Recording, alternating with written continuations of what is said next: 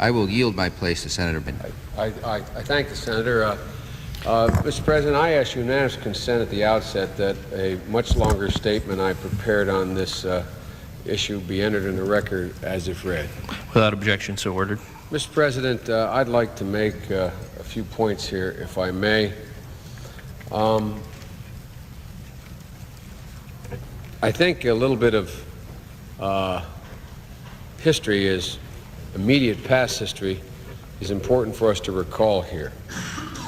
With regard to whether or not this policy that has been pursued in this administration relative to Bosnia-Herzegovina was a sound one or not, it is the same policy that was pursued by the Bush administration. The Bush administration set a policy in motion that said we would support an arms embargo against the Bosnian government as well as others, and that we would not use air power to relieve the genocidal actions of the Serbs. To my great disappointment, although there were faint efforts to change that policy by attempting to convince our allies to lift the embargo, truth of the matter was this administration did not change the position. Some of us, as long ago as the last 4 months of the Bush administration, argued loudly, if not persuasively, that the Bush policy was an incorrect policy, argued that we should lift the arms embargo, and in addition to that, that we should supply weapons to the Bosnian government, which at that time was a multi-ethnic government made up of a council of presidents, roughly divided a third, and a third between Muslims, Croats, and Serbs within Bosnia. A Bosnian army that was made up of Bosnian Serbs, Bosnian Croats, and Bosnian Muslims. And we even passed the so-called Biden Amendment through both houses of the United States Congress that authorized the President of the United States to seek a lifting of the embargo and to transfer up to $50 million worth of weaponry off the shelf to the Bosnian government. That was in the last months of the Bush administration. I don't say this to speak to so much what I did or didn't do, but to mark it historically. I think after Senator Moynihan was one of the few people who went to Sarajevo, went to near Srebrenica, went to Tuzla, went to Belgrade, went to Zagreb, met with Karadzic, met with Milosevic, met with Umperfor, met with the Croatian leadership, and came back and wrote a report,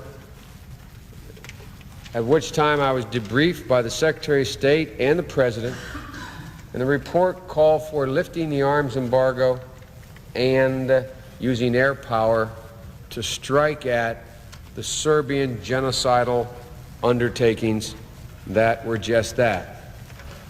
Back then, I was not the only one in the world community, but I came back and pointed out that this was raw, unadulterated genocide, that the Serbs had set up rape camps, a policy explicitly designed to take Muslim women primarily into camps, rape them, have them carry the children to term in order to intimidate and pollute the Muslim people in Bosnia. Everyone said that wasn't going on. This was not 1937 or 1938 or 1940. But now no one questions it occurred.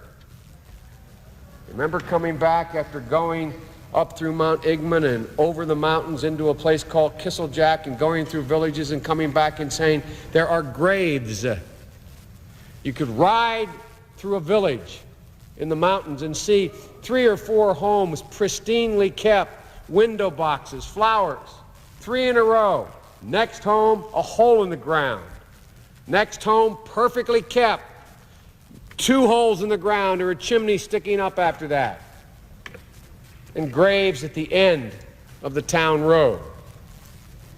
And I was told by our own people, as well as the French, God bless them, and the Brits, that these folks are all the same.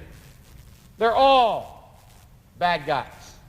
They're all like this. They've all been doing this for all of the last 4 centuries, which is historically inaccurate and was inaccurate in terms of what was taking place at the time. I remember when we watched on television, the senator from Arizona and I spoke to it on the floor that night when they overran Srebrenica. And you could actually see UN soldiers sitting there with their blue helmets and hats on top of tanks, watching the Serb conquerors take the women and children, send them in one direction, and take the able-bodied men and send them in the other direction for extermination. This wasn't because they wanted segregated prison cells. They took them to the woods, they dug holes, they shot them, they dropped them in the holes, they poured lye on their body and bulldozers the dirt over them. And we were told, no, that's not happening. Now we have satellite imaging that uncovers this. Surprise! Surprise! Oh, my Lord, this is happening. And the reason I bother to say this, because I know you all are tired of hearing me saying it for the last 3 years, is to make one very important point. And one, with all due respect, I don't think the President has accurately made. And that is, what is our interest in Bosnia? Is there a vital interest? Is there an interest? Or as my friend from Missouri said, does this action represent our interest and our values? Well, if this does not represent our interest and our values, then nothing that has happened since the end of World War II represents our values. How many in this chamber, like me, have gone to Holocaust memorial events and heard the refrain, never again, never again? On the same continent, in the same proximity, to the same death camps, it is happening again and happened again. But this time it was not Jews, it was primarily Muslims. In 1935 and 37 and 39 and 41 and 43, had it been Catholics like me or Protestants like many in here who are being taken to death camps, the world would have risen up years earlier. But it was not. It was Jews. And we all turned a blind eye as a world. I respectfully suggest, were it not Muslims this time who were in the rape camps, were it not Muslims who were being exterminated, who were part of this new phrase. I wonder how many of us ever thought, as students of World War II or as participants in World War II, that we would ever serve in the Senate and hear the phrase openly used by one party in a conflict, and the phrase being ethnic cleansing. Ethnic cleansing. Isn't that an antiseptic term? And notwithstanding the fact only the Serbs used the phrase, I kept hearing on this floor that they're all the same. They're all the same. There have been atrocities committed by Muslims and by Croats, but they have not set up rape camps. They have not set up death camps. They have not mass murdered as part of a coherent plan of people based upon their ethnicity and their religion. That's called genocide. Genocide. That's what it is. And now, even in our move to state what our vital interest is, this administration and others who support it are afraid to use the word. We're told we're not taking sides. I'm here to take sides. Mladic is a war criminal, the leader of the Bosnian Serbs. He is no better than Himmler. He is no better than Goebbels. He is a war criminal.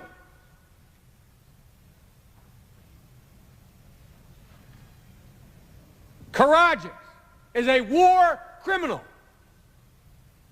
And I might add, the leader of Serbia, Milosevic, is also a war criminal, although he's the only one not indicted so far. And so I hear people stand here and say, what is our interest? What is our interest? Our interest is that history repeated itself. And let me be presumptuous enough to go on a little more what I think the next history lesson will be. The Soviet Empire has collapsed. The good news. The bad news is all the ethnic hatreds, all the ethnic fighting, all the atrocities that occurred 100 years ago and 40 years ago are now uncovered again. There are 25 million Russians living outside the border of Russia, in Ukraine, in the Balkans, in Kazakhstan. There is war in Armenia, Georgia, and almost all of it is based on ethnicity. And what is the message we send to the world if we stand by and we say, we'll let it continue to happen here in this place, but it is not in our interest. We don't fear that it will spread. I'm not here to tell you if we don't act, it will spread tomorrow and cause a war in Europe or next year, but I'm here to tell you within the decade it will cause a spread of war and a cancer and the collapse of the Western Alliance. And what's so important about the Western Alliance? NATO for NATO's sake, so we can beat our breast? What I'm about to say is going to cause me great difficulty if I'm reelected and come back here as the ranking member or chairman of the Foreign Relations Committee. But Europe cannot stay united without the United States.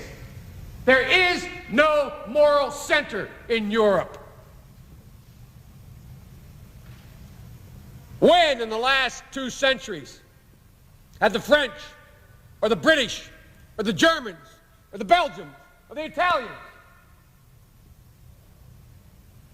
moved in a way to unify that continent, to stand up to this kind of genocide? When have they done it? And the only reason anything is happening now is because the United States of America finally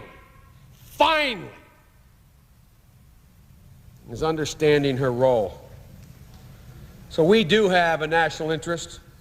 Our national interest goes well beyond the genocide that will spread like a cancer. And I will not take the time, because others wish to speak, to explain what the rest of it is, but I do in my longer statement I put in the record. But there's a second question, it seems to me. Not only what is the national interest of the United States, is there one, but once you establish there is one, which I believe there is one that exists, is the proposed action by the President the one that can meet that national interest? And I'd respectfully suggest this is not the best one. If the President and the administration, in my view, and the last administration had the gumption, they would have told our European allies, we are lifting the arms embargo. This is not a Vietnamization program. The Vietnamese in South Vietnam weren't sure where they wanted to be, north or south. That's why it never worked. The Bosnians know where they want to be. They want to be free. They will fight for themselves. And all they have ever asked is lift the embargo. Prime Minister Silagic came after my first visit to Bosnia. I asked in my office, and 12 of my colleagues, all good men and women, came, Democrats and Republicans, because the word was then, you know, if we lift the embargo, it's just going to make it worse for those poor folks. More are going to get killed. And one of my colleagues, very informed in foreign policy, one of my Republican colleagues and Democratic colleagues, sat at my conference table and said the same thing to Silagic. And Silagic said something I will never forget as long as I live. He looked at this senator and he said, "Senator, at least do me the honor and the privilege of choosing how to die. Senator, do not send me food to fatten me and my family in the winter, only to be assured that I will be killed with a full stomach. Give me a weapon. Let me defend myself and have the good grace to let me choose how to die." He then went on to add, "I'm not asking for you to send a single American troop. I'm not asking for you to send a single American. I'm just asking you to lift this immoral embargo." Well, that's what should have been done. Because the only time, as a student of history of the Balkans, and I suspect I have read as much as almost anybody in here, at least I've tried my best. I've gone there twice. I've spoken with everyone I could speak to. The last two Balkan wars, the only time they end is when all parties conclude they cannot achieve any more on the ground than they can at the peace table. But events have overtaken us, and the event that has overtaken us is called Dayton.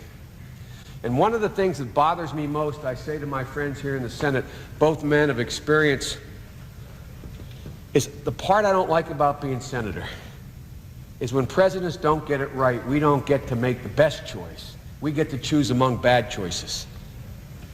And it's that old thing about the Hobson's choice. Two bad choices, no choice at all. The best choice would be lift the embargo, provide air cover while it's being done, and let the Bosnian government establish itself, because Serbia has already lost. Milosevic has no interest in continuing because he's a pariah in the Western community. Have the War Crimes Tribunal go forward and let it be settled. But we didn't do that. We have one of two choices now. One, we participate with a better than even chance. We provide enough time for the Bosnian government to get the physical wherewithal and economic strength to defend themselves, and then we leave. Or we don't participate at all, which means nothing happens because the Europeans have no center on this issue. Nothing will happen except the embargo will be on, the genocide will continue, our interest will be badly damaged, the cancer will spread, and my son may not go to Bosnia today, but he may be in Eastern Germany in 8 years. My grandchild may not be in Bosnia today, but they will be in Europe fighting a war 15 years from now. And so, given the choices, I support this resolution. I support it because we do have a vital national interest, and we do have a moral rationale for our engagement. And let me conclude, because others are waiting, by saying the following. If we thought we had a moral interest, a national interest in restoring the Emir of Kuwait to the throne, God bless his soul, to send 500,000 troops there, tell me why we don't have a moral interest in stopping what was international aggression by Serbia crossing the Drina River into a UN-recognized country and participating in fomenting genocide. In Kuwait, we had to come up with a single example of one young woman who was raped and beaten, who turned out not to be true, to enrage people about the awful things Saddam Hussein was saying. And here we have mass graves. I visited with Bob Dole a hospital in Sarajevo. You know who was in the hospital? 7 children. You know why there were only 7 children? Because the Serbs sit in those hills, and they have as a campaign of terror the maiming of children. Walk with me through Sarajevo streets and see draped across the roads blankets and sheets. I thought it was the Lower East Side in 1919 in New York. And I asked why. You know why they're there? To take off the line of fire from Serbian snipers shooting children.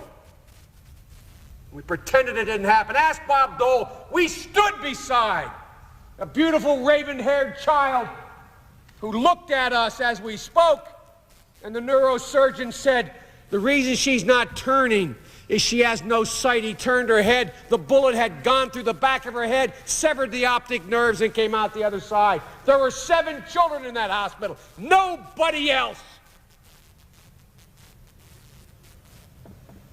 And it was a planned campaign by Mladic and the Serbs to terrorize the Muslim community. So let me tell you, if your moral center is oil, I understand you. If your moral center is humanity, there is no comparing the restoration of the Emir of Kuwait with the ending of genocide in Bosnia. But the only exit strategy, I say, Mr. President, there's only one. And I hope the President, with all due respect, understands it and commits. Only one exit strategy. And that is, we will not be able to leave unless with Bob Dole, Joe Biden, Lieberman, a whole bunch of others, insist it be in this resolution. And that is that the Bosnian government is armed and prepared to defend itself, because that is the ticket home for Americans. So I thank my colleagues for the time. There is a moral reason for this. There is a U.S. interest. It's not the best way to do it, but as senators, we only get to choose among the bad ways offered to us. It is worth doing. In this Christmas season, as I saw off the first group to go to Bosnia from Dover Air Force Base, the only thing I could think to say was, thank you.